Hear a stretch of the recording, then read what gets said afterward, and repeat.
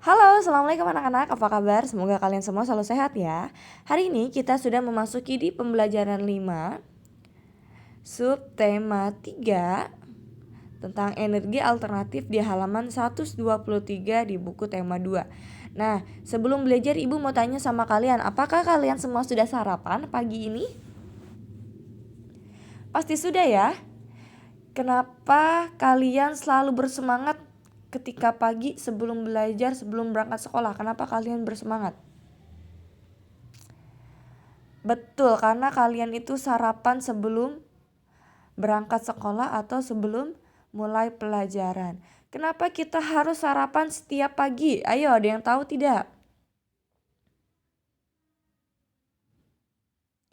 Pintar sekali, agar kita kuat, agar kita semangat. Nah, kita harus makan itu sehari 3 kali ya, minimal sehari 3 kali. Kenapa? Karena tubuh kita membutuhkan yang namanya energi. Nah, energi yang ada dalam tubuh kita salah satunya itu didapat dari makanan yang mengandung banyak karbohidrat. Nah, karbohidrat ini biasanya itu didapat dari makanan pokok seperti nasi, sagu, singkong, atau jagung. Ya, nah tapi untuk hari ini Ibu mau membahas tentang singkong sebagai sumber alam sebagai makanan pokok.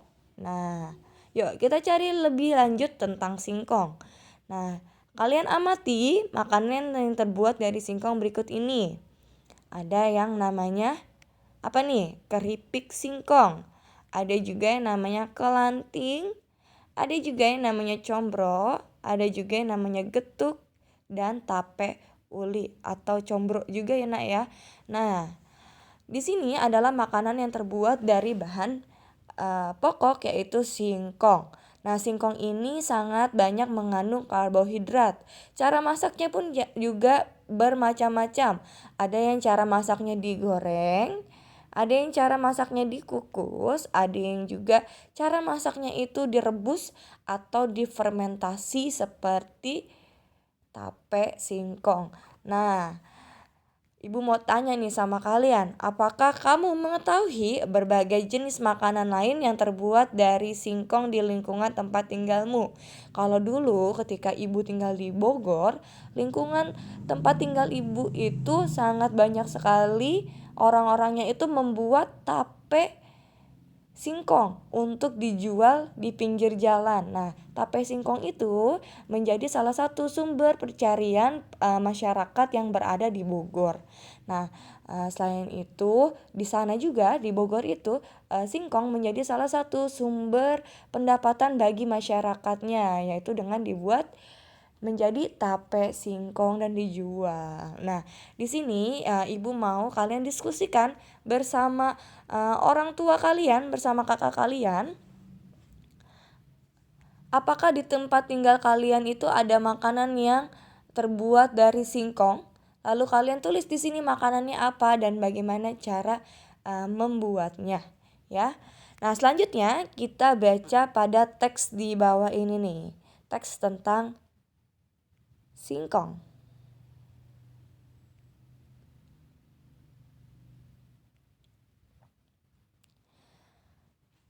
Singkong di Indonesia merupakan daerah yang tropis yang kaya akan hasil sumber daya alam. Salah satunya adalah singkong. Singkong merupakan potensi besar untuk dikembangkan. Singkong merupakan sumber kalori pangan yang murah. Singkong dikonsumsi sebagai salah satu makanan pokok oleh masyarakat. Singkong merupakan makanan yang kaya karbohidrat. Terdapat kandungan gizi seperti protein, vitamin C, kalsium, fosfor, kalori, lemak, zat besi, dan vitamin B1 pada singkong. Dengan berbagai kandungan gizi yang terdapat pada singkong, maka singkong baik untuk dikonsumsi. Umbi singkong merupakan sumber energi yang kaya serat dan karbohidrat, namun miskin protein. Sumber protein justru terdapat pada daun singkong. Hampir semua bagian pohon singkong bisa dimanfaatkan, mulai dari umbinya hingga daunnya. Umbi singkong biasanya hanya diambil dagingnya saja untuk digoreng atau direbus, serta dijadikan tepung tapioka. Bagian daunnya dijadikan sebagai sayuran, dan bagian daun dan kulit bisa dijadikan sebagai makanan ternak. Singkong dapat digunakan sebagai sumber karbohidrat di samping beras. Selain dapat pula digunakan untuk keperluan bahan baku industri seperti tepung tapioka. Di sekitar kita banyak sekali makanan yang diolah dari singkong. Misalnya keripik singkong, combro, misro, getuk, tape, donat, dan lain-lain. Dan bahkan hasil olahan singkong disebut juga menjadi mata pencarian bagi sebagian masyarakat. Mulai dari bentuk usaha kecil, industri rumahan, hingga pabrik. Nah, jadi yang sudah Ibu bilang, singkong itu juga sangat mengandung banyak karbohidrat. Nah, karena singkong ini banyak mengandung karbohidrat, singkong menjadi salah satu makanan pokok alternatif selain nasi. Nah, zaman dahulu, ketika zaman penjajahan, ketika belum banyak orang yang dapat dengan mudah memakan nasi dan beras, ya.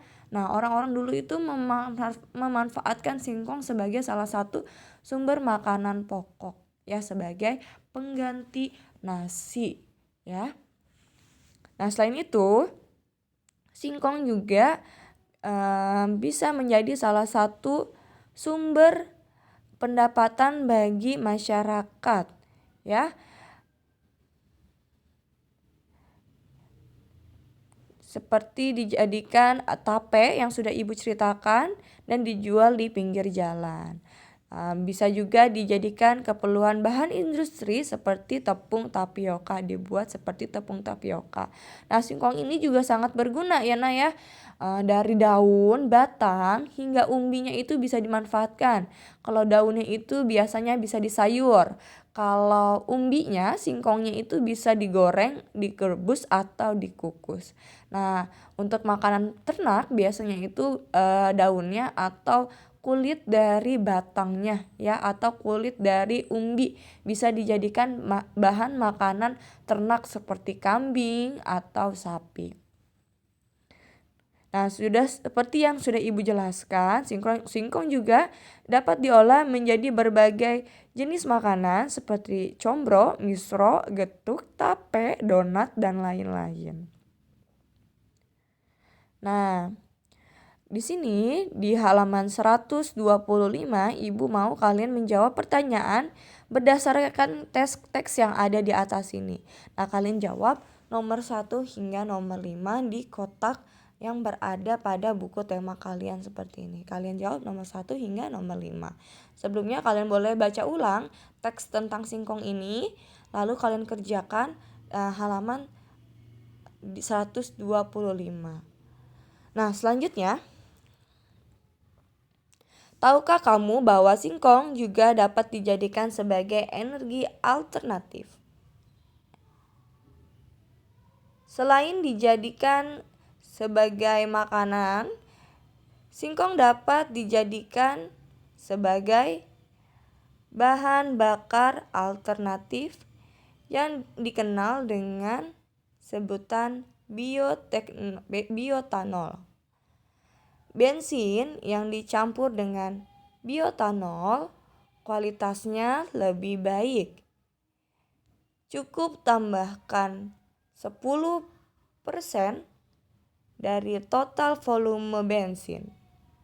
Manfaat penggunaan bahan bakar alternatif bioetanol untuk kendaraan bermotor adalah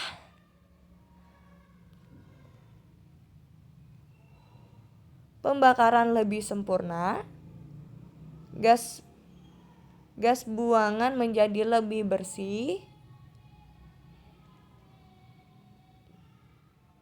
tarikan lebih ringan, suara mesin lebih halus,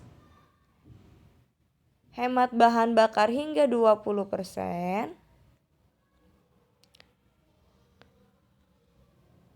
memperpanjang usia mesin, ramah lingkungan karena bisa dibudidayakan, menghemat penggunaan bahan bakar fosil atau mengurangi pencemaran. Selain singkong, sumber bioetanol lainnya dapat berupa ubi jalar, tebu, jagung, sorghum, biji sorghum manis, sagu aren, nipan, lontar, kelapa, dan padi. Sumber bioetanol yang cukup potensial dikembangkan di Indonesia adalah singkong. Nah, singkong juga menjadi salah satu alternatif pengganti dari minyak bumi atau bensin ya. Ketika kalian menggunakan bioetanol sebagai pencampuran bensin, nah kita bisa lebih hemat dalam penggunaan bahan bakar minyaknya ya. Ketika kalian naik motor terus kalian campur dengan bioetanol, nah motor kalian bisa lebih bersih, lebih ramah lingkungan, lebih hemat bahan bakar, dan suara mesinnya lebih halus. Nah itu ketika kalian menggunakan bioetanol sebagai pencampuran bensin pada kendaraan kalian. Nah cara pencampurannya cukup tambahkan 10% dari volume bensin. Nah, kalian bisa baca lagi ya pada halaman 126. Selain itu, tugas terakhir ya, kalian wawancarai orang tua kalian, boleh ibu kalian, untuk mencari tahu cara membuat salah satu makanan dari singkong. Tulislah jawabanmu pada kolom berikut.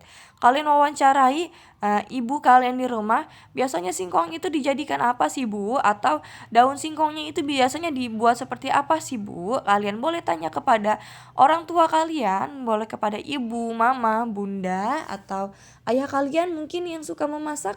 Boleh kalian wawancarai, kalian tulis hasilnya di bawah. Kalian tulis dengan bahasa kalian sendiri pada halaman 130. Cukup sekian pembelajaran dari Ibu hari ini. Semoga bermanfaat. Jika ada yang belum dimengerti, boleh tanyakan kepada Ibu langsung. Insya Allah akan Ibu jawab dengan senang hati.